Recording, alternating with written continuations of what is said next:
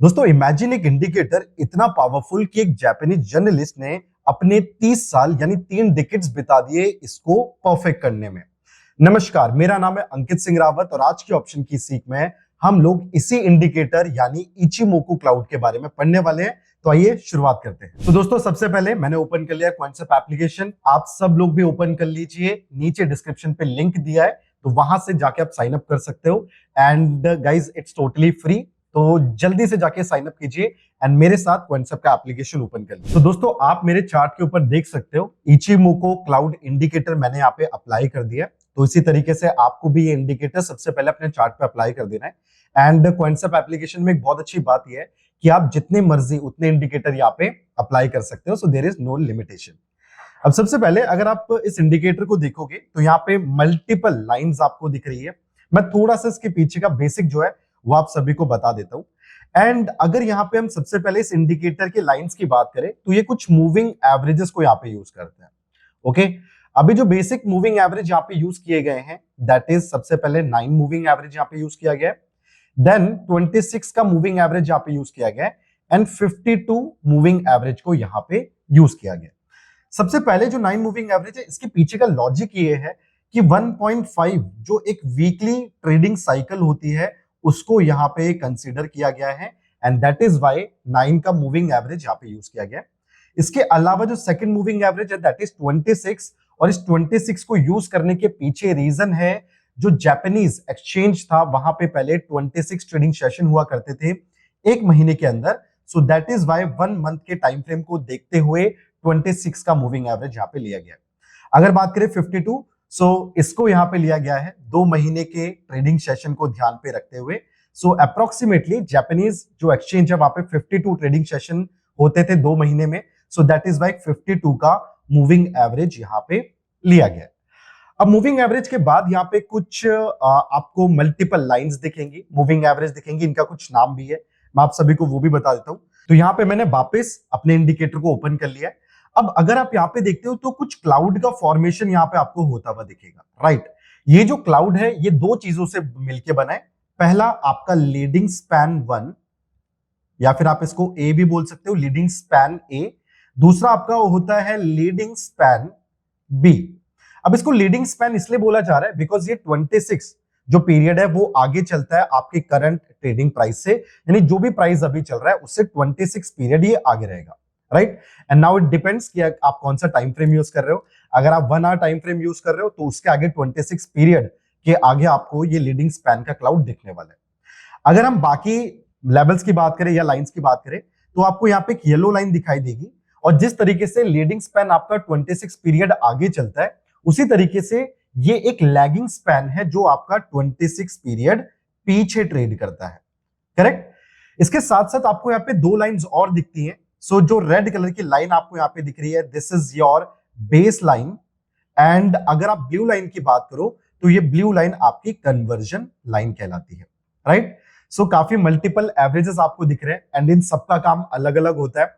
Basically अगर हम cloud की बात करें तो क्लाउड आपको बताता है कि जो मोमेंटम मार्केट में चल रहा है वो कितना स्ट्रांग है। सो अगर ये क्लाउड के बीच का जो डिफरेंस है ये काफी कम हो जाता है, जैसे यहां पे आप सभी को दिख रहा होगा, तो ये आपको बताएगा कि यहाँ पे मार्केट का जो ट्रेंड है वो काफी वीक है, राइट। आपको दिख सकता है लगातार मार्केट यहाँ पे साइडवेज ट्रेड कर रहा था। अगेन जैसे इसका डिफरेंस जो क्लाउड के बीच का डिफरेंस है ये इंक्रीज होता हुआ आपको दिखेगा तो उसी टाइम आपको जो ट्रेंड है वो भी काफी स्ट्रांग होता हुआ दिखेगा, जिस तरीके से यहाँ पे बेरिश ट्रेंड काफी स्ट्रांग होता हुआ दिख रहा है। अब अगर यहाँ पे हम मूविंग एवरेजेस की बात कर रहे हैं तो एक बार मैं आपको बता देता हूं कि जो मल्टीपल लाइंस आपको दिख रही हैं तो मैं किन किन मूविंग एवरेज से मिलके ये बनी हुई है ये जानना काफी इंपॉर्टेंट है जब आप किसी भी इंडिकेटर को यूज कर रहे हो। एंड मैं आपको थोड़ा सा बेसिक डीप इसलिए बता रहा हूं ताकि आप खुद से भी अपनी एनालिसिस कर पाओ एंड इस इंडिकेटर को वेरियस तरीके से यूज कर पाओ as per your trading style. तो रेड कलर की जो आपको लाइन दिख रही है ये लाइन आपकी कहलाती है बेस लाइन और ये जो बेस लाइन है ये आपका 52 पीरियड का जो हाई होता है एंड 52 पीरियड का जो लो होता है उसके एवरेज से मिलकर बना हुआ है। सिमिलरली जो आपकी ब्लू कलर की कन्वर्जन लाइन है ये कन्वर्जेंस लाइन मिलकर बनी होती है 9 पीरियड के हाई और 9 पीरियड के लो के एवरेज से, राइट।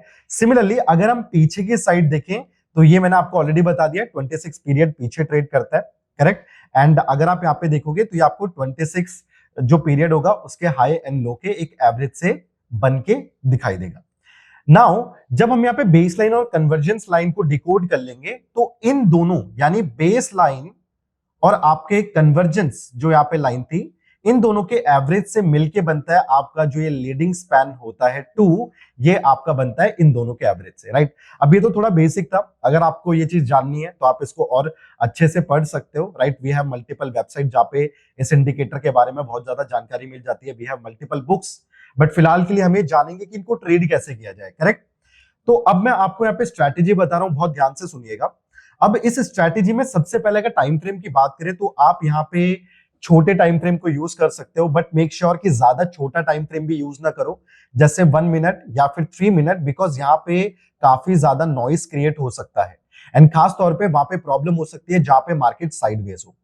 तो इसीलिए अगर आप इंट्राडे भी ट्रेड कर रहे हो तो मेक श्योर आपका टाइम फ्रेम 5 मिनट या 15 मिनट के अराउंड होना यहाँ पे चाहिए।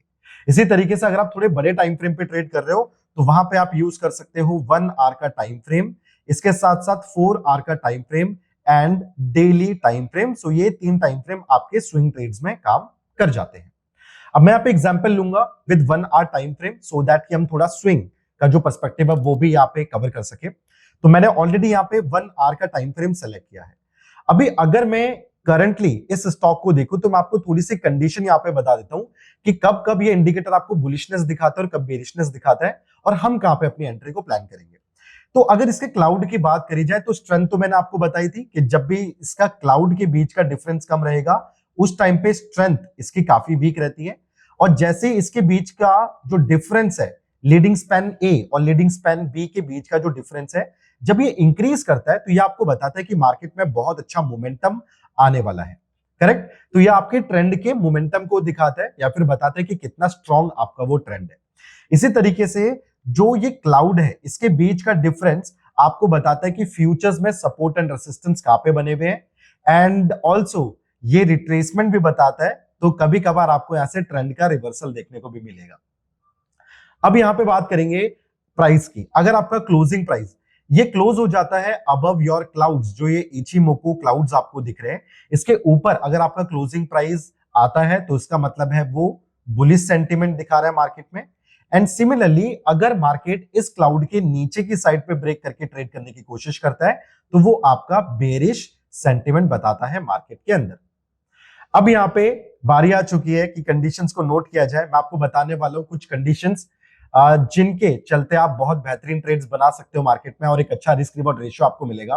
तो कंडीशंस बहुत ध्यान से सुनना एंड उन्हीं कंडीशंस जब हमें वो कंडीशंस मिलेंगी मार्केट में तभी हम अपने ट्रेड को इनिशिएट करेंगे। सबसे पहली कंडीशन जो यहाँ पे होने वाली है दैट कंडीशन वुड बी कि आपका जो प्राइस है वो इस इचिमोकु क्लाउड के ऊपर रहना चाहिए जब भी आप एक बुलिश ट्रेड बना रहे हो। तो मैं आपको यहाँ पे बुलिश और बेयरिश दोनों की कुछ कंडीशन यहाँ पे लिख के दे देता हूं। सो फर्स्ट ऑफ ऑल हम बुलिश को देखेंगे एंड एक साइड हम देखेंगे बेयरिश कंडीशन को, करेक्ट।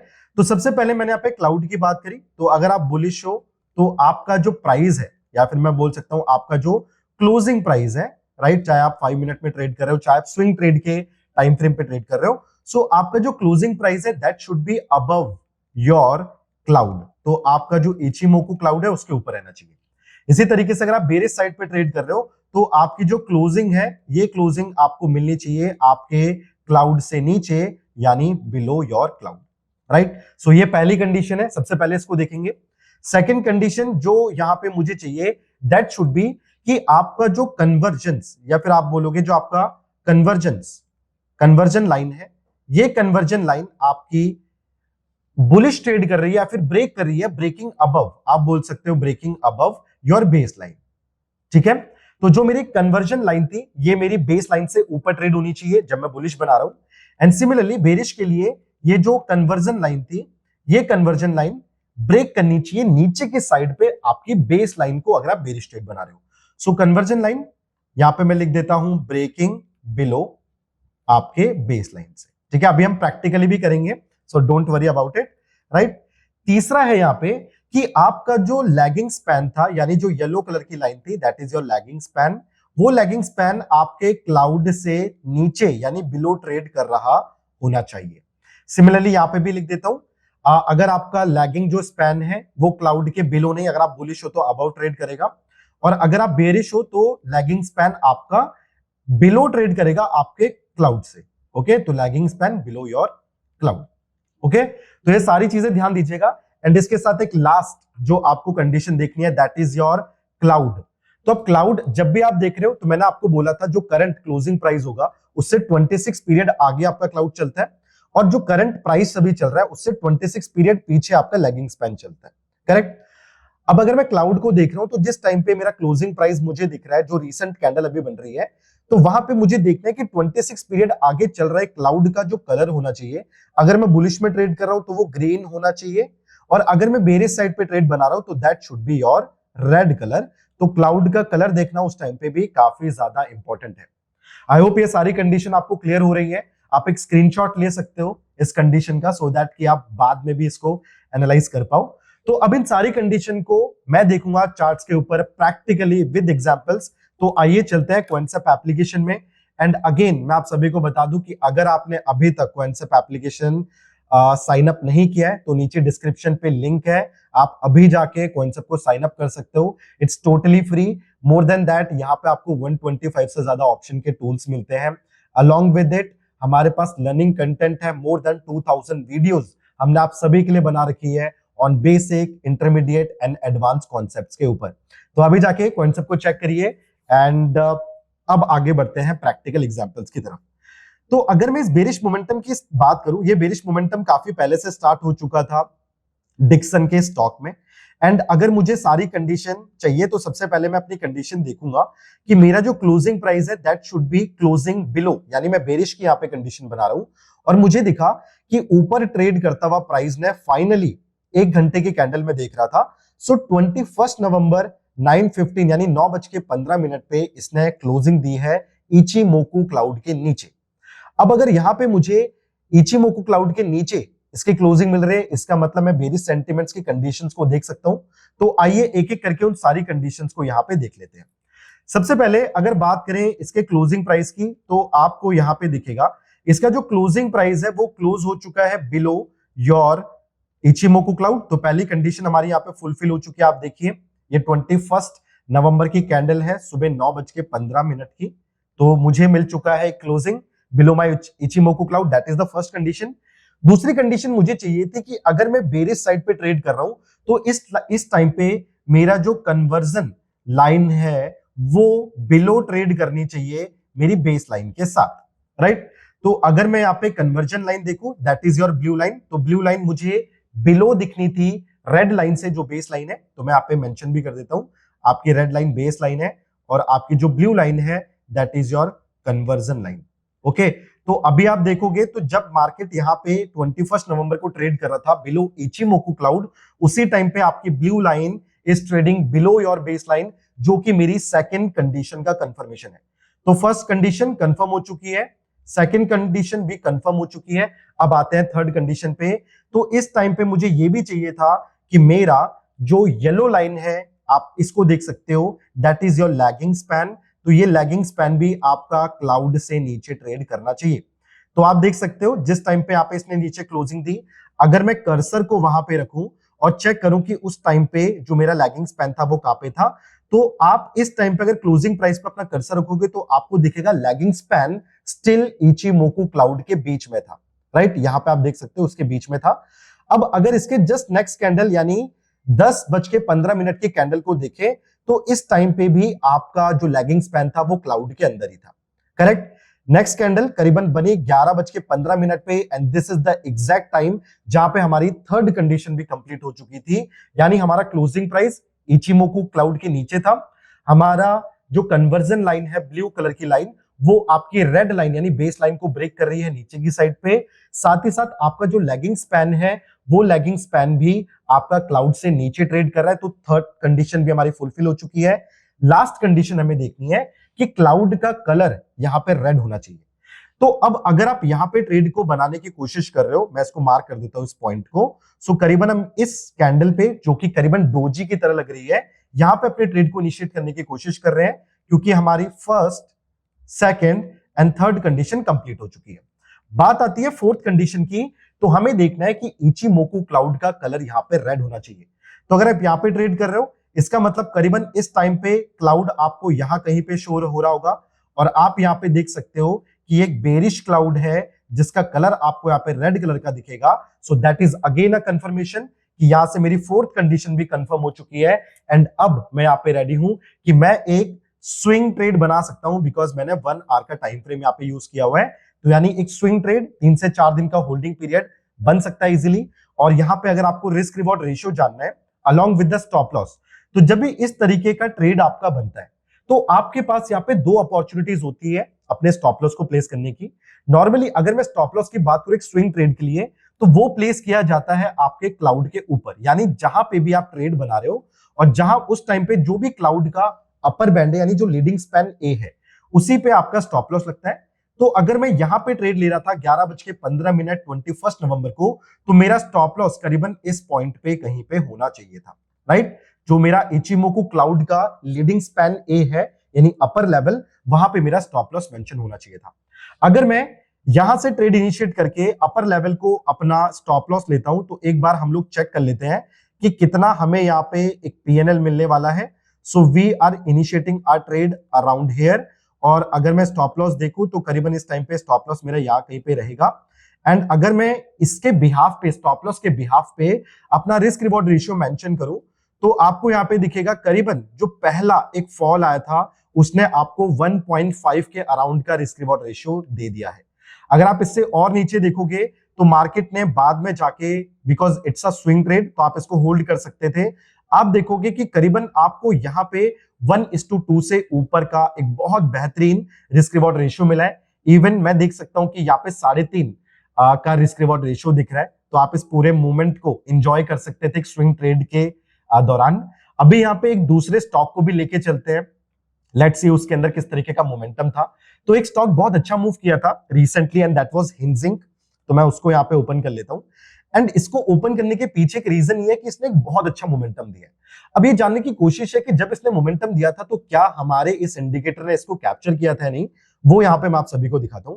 सो पहला जो मुझे क्लोजिंग प्राइस मिला 1 आवर में, वो करीबन मिला था 10 दिसंबर, यानी परसों की बात कर रहे हैं। 9:15 पे इसने क्लोजिंग दी इचिमोकु क्लाउड के ऊपर। आपको दिखेगा इचिमोकु क्लाउड के ऊपर क्लोजिंग मिल चुकी है, यानी हमारी जो फर्स्ट कंडीशन थी यहां से वो कंप्लीट हो चुकी है। सो अब मैं यहाँ पे ट्रेड बना सकता हूं बुलिश साइड पे, बट मुझे बाकी कंडीशंस भी देखनी है। सेकंड कंडीशन हमारी थी कि मेरा जो कन्वर्जन लाइन है वो बेस लाइन के ऊपर क्लोजिंग देना चाहिए। सो इस टाइम पे अगर मैं देखूं मेरा जो कन्वर्जन लाइन है उसने भी जस्ट ब्रेक किया था बेस लाइन को, तो second condition also completed. Third condition हम देखेंगे कि हमारा जो लैगिंग स्पैन है, यानी येलो लाइन, वो मेरे क्लाउड के ऊपर ट्रेड करनी चाहिए। तो इस टाइम पे अगर आप देखोगे तो आपका जो क्लोजिंग, जो आपका लैगिंग स्पैन है, ये भी आपके क्लाउड से काफी ऊपर ट्रेड कर रहा है। सो दैट इज कि हमारी जो थर्ड कंडीशन थी वो भी यहाँ पे सेटिस्फाई हो चुकी है। फोर्थ कंडीशन चाहिए, दैट इज कि जो क्लाउड का कलर है वो यहाँ पे ग्रीन होना चाहिए। तो क्लाउड का कलर आप देखोगे तो करीबन क्लाउड का कलर यहाँ पे ब्लू था, और इस टाइम पे अगर आप ट्रेड कर रहे हो तो इस टाइम पे भी आपको 26 पीरियड, यानी करीबन अगर आगे आप देखते तो आपको यहाँ पे भी क्लाउड का जो कलर है वो ग्रीन ही दिखता। And that is our fourth confirmation कि यहां से मार्केट एक पॉजिटिव मोमेंटम दे सकता है, राइट। करीबन हम यहाँ पे क्लाउड को देखेंगे इस मूवमेंट के टाइम पे, तो यहाँ पे भी आपका जो कलर था क्लाउड का वो ग्रीन था। एंड दैट इज व्हेन हमारी फोर्थ कंडीशन भी कंप्लीट हुई, और यहीं से हमें एक ट्रेड को इनिशिएट करना था। अगेन मैं आपको बताता हूँ स्टॉप लॉस कहां पे रहता, तो हम यहाँ पे एक लॉन्ग पोजीशन चूज कर लेते हैं। ट्रेड इनिशिएट हम करेंगे at the closing price of first candle, और इसी टाइम पे जो लोएस्ट हमारे यहाँ पे क्लाउड है उसका हम स्टॉप लॉस रखेंगे। सो करीबन हमें यहाँ पे स्टॉप लॉस 25 पॉइंट्स का दिख रहा है, यानी 50 पॉइंट का एक टारगेट। तो अगर 50 पॉइंट के टारगेट के लिए हम जा रहे हैं, तो अभी फिलहाल के लिए 30 पॉइंट का एक टारगेट अचीव हुआ है। एंड आप देख सकते हो इसका करीबन अगर 50 का टारगेट में देखूं तो 50 पॉइंट्स का टारगेट भी इसका यहाँ पे मुझे मिलता हुआ दिख रहा है, राइट। अभी इस रिस्क रिवॉर्ड रेशियो के साथ में ट्रेड कर सकता हूं। स्टिल अगर आप देखो तो 38 पॉइंट्स का एक बहुत अच्छा मोमेंटम ऑलरेडी इस स्टॉक ने यहाँ पे दे दिया है, right. So this is one of the strategy जो बहुत अच्छा परफॉर्म करती है। एंड ये एक ऐसा इंडिकेटर है जिसको जो जापानीज जर्नलिस्ट थे उन्होंने बनाया था, एंड जैसा मैंने आपको स्टार्टिंग में बनाया था ऑलमोस्ट 3 डिकेड्स लग गए इसको परफेक्ट करने में। एंड इसको परफेक्शन की इसलिए जरूरत थी बिकॉज इसके अंदर बहुत सारी चीजें हैं, और ये आपको सिर्फ ट्रेंड नहीं बताता है बल्कि मोमेंटम बताता है डायरेक्शन में, साथ ही साथ ट्रेंड रिवर्सल बताता है, रेसिस्टेंस एंड सपोर्ट बताता है, राइट। फ्यूचर्स के आपको स्टॉप लॉस एंड टारगेट्स बताएगा। So there is so many things जो छुपी हुई है इस इंडिकेटर के अंदर, एंड दैट इज वाई इसको बोला गया है कि एक सिंगल लुक पे आपको जो पूरा फ्यूचर्स है वो बताता है कि इस पर्टिकुलर स्क्रिप्ट का क्या फ्यूचर रहने वाला है। सो इस तरीके से आप ट्रेड कर सकते हो। कंडीशन मैंने आपको बता दी है। अगर आपको पसंद आई ये वीडियो तो लाइक एंड शेयर जरूर कीजिएगा। इसी के साथ साथ नीचे कमेंट सेक्शन है, तो वहां पे आप अपने फीडबैक शेयर कर सकते हो, एंड नेक्स्ट ऑप्शन की सिक आपको कौन से टॉपिक पे चाहिए ये भी बिल्कुल मेंशन कर दीजिएगा। तब तक के लिए मैं अंकित सिंह रावत आप सभी का धन्यवाद करता हूं।